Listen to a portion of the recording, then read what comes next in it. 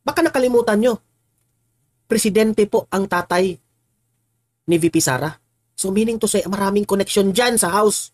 Kayong gumagalaw dyan ha, kayong mga taga-House, mga iilang mga kongresista, ang babaw po ng galaw nyo. Narito ang Balitang Pinoy TV.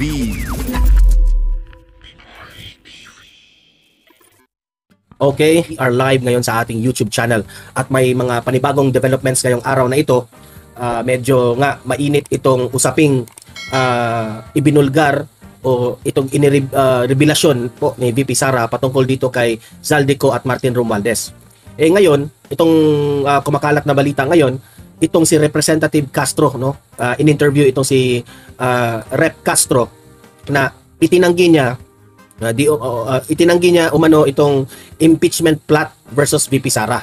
Kasi tinanong siya ng ilang mga media na plano ba ninyong i-impeach itong si VP Sara? Okay? Kasi makikita natin ang Kamara ngayon, 'di ba? Alam naman natin na sila minority sila, konti lang sila ha, pero binigyan talaga sila ng pansin ng mga kaalyado ni Martin Romualdez.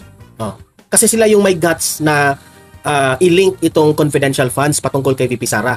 So yan, sinagot yan ni Castro at itinanggi ito ni Castro. So yan, mamaya ipapakita ko yung video na yan, okay? Sa inyo at magre-react tayo kung yung mga possibilities na mangyayari dito, okay? Pangalawa ng ating pag-uusapan ay ito ngang si VP Sara Duterte, handa siyang magtrabaho kahit piso lang ang kanyang budget. Okay? Pero kahit walang budget na ibibigay, patuloy pa rin silang magtatrabaho. Tapos meron pang plano sila ha, itong mga, I think as far as I can remember, ang mga Makabayan Block, in-interview itong si Arlene Brosas, inireklamo na naman itong mga satellite offices ni VP Sara. Baka siguro ha, plano nilang tanggalin itong mga opisina ni VP Sara. Hindi imposible yan na susuportahan yan ni Martin Romualdez. Yan ang nakakagalit dahil itong mga satellite offices na ito, nakakatulong po ito sa taong bayan. Ngayon pinagtripan, pinag-initan na naman nila ang mga satellite offices ni VP Sara. Okay? At yan na nga, itong Kamara, sumasagot itong si Zaldico na binudol raw tayo ni VP Sara. Namumulitika raw si VP Sara. Grabe ka naman. Parang baliktad. Si VP Sara pa ngayon ang nambubudol. Si VP Sara pa ngayon ang namumulitika. Yan, pag-usapan din natin yan mamaya ha. Bago ang lahat, bago natin ito pag-uusapan, help me po na i-like muna ha at i-share itong video na ito para guys kakalat ito sa taong bayan. Okay, sabay-sabay nating i-like muna at i-share itong video natin, Facebook at YouTube. 1, 2, 3, go. Okay, like and share para ha, maraming makalam. And also guys, paki-subscribe at paki-follow ito para lagi kayong updated sa mga balita na kagaya nito. At ma-notify ang inyong mga cellphones kung meron tayong breaking news. Okay? So, kagaya nito, breaking news ito. So, sabay-sabay natin i-follow, i-subscribe, Facebook at YouTube. Ready? Follow, subscribe. 1, 2, 3, go! Ayan, thank you very much. Okay, simulan na natin ang ating i-react dito nga. Tayong mga DDS, no? O Duterte supporters, alam natin, ang mga Duterte supporters po, hindi po yan mabubola. Kahit anong sabihin ng mga kalaban ng Duterte, hindi na kami maniniwala sa inyo. Dahil noon pa, alam namin na gaano kayo kagaling gumawa ng script. Kaya nga, di ba? Nabubuking kayo sa let's stick to the plan.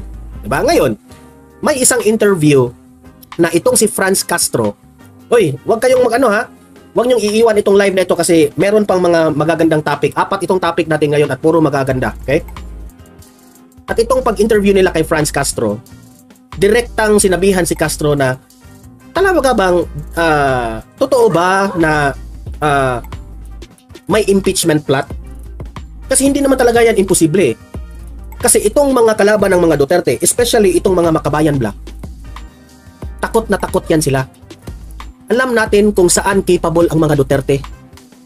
Kilala natin ang mga background nitong mga Makabayan Block na ito. Hindi ko na dapat sasabihin dito. Kaya nga, ito si Franz Castro, meron siyang, di ba, convicted na siya sa isang kaso na guilty. Na nag-appeal naman siya. Walang problema dyan kasi ganyan naman talagang batas. Pero, takot rin sila. Dalawa kasi ang klase ng kalaban ng mga Duterte ngayon eh. Unang grupo ha, itong si Martin Romualdez at ang mga nakatali na mga liig na mga representatives at congressman. Pangalawa na grupo na kalaban ng mga Duterte ay itong mga Makabayan Black. Kilala natin ang mga Makabayan Black at alam natin bakit sila galit na galit dito sa mga Duterte. Alam natin, huwag na tayong magbulahan kung anong dahilan. Kaya nga, kung susuriin nyo ng mabuti, galit na galit sila dito sa galit na galit sila dito sa confidential funds ni VP Sara. At gusto talaga nilang tanungin, questionin in front of the media na makikinig ang taong bayan. Diba? At bakit nasabi ng mga ilan na useless na yan? Kasi nasa korte na yan. Doon na yan sasagutin ni VP Sara. Which is very true. Kasi ano ba naman ang function ng three branches of government? Siyempre, yung mga reklamo ninyo, ang judiciary na po. Ang judiciary na po ang mag-solve sa problema na yan. O, pinagbigyan na kayo. Bakit? Dadalhin nyo dyan sa legislative. Na ang pakay dyan, i-explain, alamin, kung wala namang masamang ginawa, i-approve nyo ang budget ni VP Sara. Pero hindi po ganon ang mga nangyayari. Kasi, itong pag-imbestiga sa budget ng opisina ng Vice Presidente, di umano, ito yung first step. Ito, opinion natin ha. Ako sa tingin ko, ito yung first step na mapag-usapan po ang impeachment plot. Impeachment plot ni VP Sara.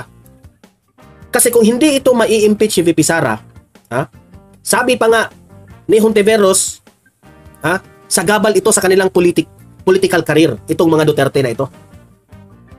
Kaya ngayon, nagsanib puwersa na po ang grupo ni Martin Romualdez at itong mga Makabayan Black. May nakikita pa ngang mga pictures na iisang mesa silang nagpupulong. O wag na tayong magbulahan. Di ba? Ibig sabihin, kayo po ay nagkaisa. So, hindi malabo na hindi mangyari ang impeachment plot na ito. Kanina, may nakita akong video na merong statement itong si Kimbo. Naka-Amerikana pa nga yun eh. Yan ang matatandaan ko. Isa sa mga highlights sa mga sinasabi ni Kimbo doon is kinaltasan raw nila itong budget ng opisina ni VP Sara. Okay? Which is, karapatan nyo yan. Kasi sinabi ni VP Sara na kayo nang bahala dyan. Basta I will not answer your questions lahat-lahat because it's useless. Lahat nakasulat na doon sa aking budget proposal. Bakit pa tayo magdramahan dyan sa asking questions? At isa pa. Yung inireklamo ni Marcoleta. At yung isang kasama niya, sino yon? Di ba? Anong sabi? Kung ginawa nyo yan ni Presidente Bongbong Marcos, edi gawin rin natin ito ni VP Sara. Dahil yan na ang nakasanayan. Yan na ang tradisyon, kumbaga. Ma'am Jero, hello po. Di ba?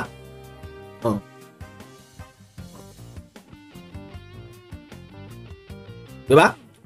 So, eto, ipapakita ko sa inyo yung unang video na i-react natin. Kamote Moto, hello po sa inyo. Shoutout, Boss Donmar. Ayan, eto, copy. Pasok!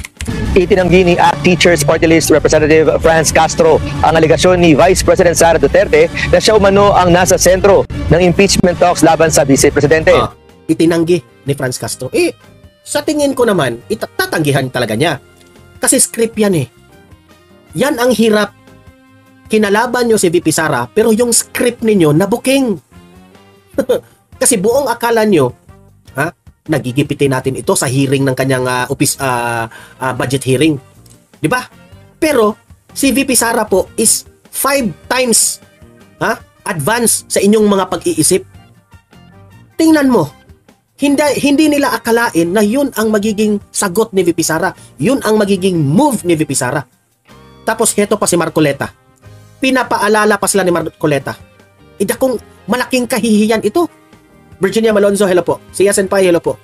Malaking kahihiyan kasi nalaman ng taong bayan na noong mga nagdaang kasaysayan ng bansang Pilipinas, nire-respeto po ang Vice Presidente at Presidente.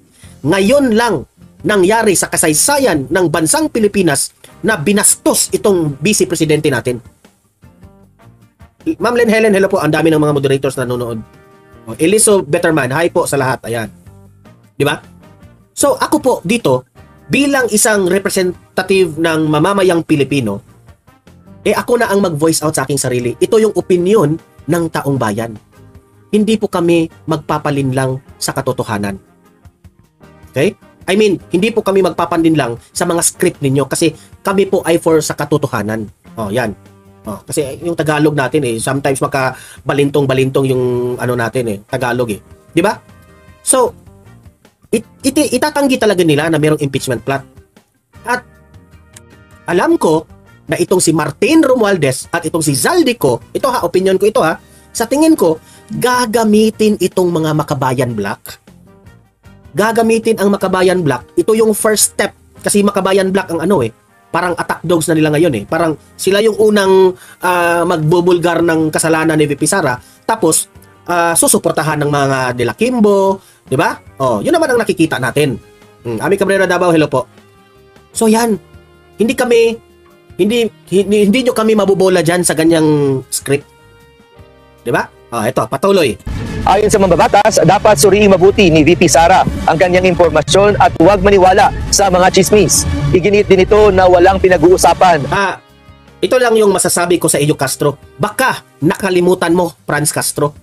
Ang daming mga congressman, ang daming mga representatives dyan sa House na kaibigan po ng mga Duterte. Baka nakalimutan mo.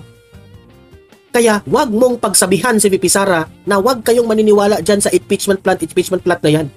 Meron talagang lulusot na chismis at istorya na mag-i-inform kay VP Sara. Baka nakalimutan nyo, presidente po ang tatay ni VP Sara. So meaning to say, maraming connection dyan sa House. So wag nyo nang bulahin yan. Kasi kayo, ang babaw. Kayong gumagalaw dyan kayong mga taga-House, mga iilang mga kongresista, ang babaw po ng galaw nyo. Ang dali-dali nyong matuklasan ng mga kabalastugan nyo. Pero ibahin nyo po ang mga Duterte. You cannot predict the moves of sa mga Duterte. Ito na nga mga kabalita. Ano na ang masasabi nyo patungkol sa balitang ito? Please comment down below mga kabalita. Pag-usapan natin yan sa comment section. At kung di ka pa nakasubscribe sa ating channel, baka naman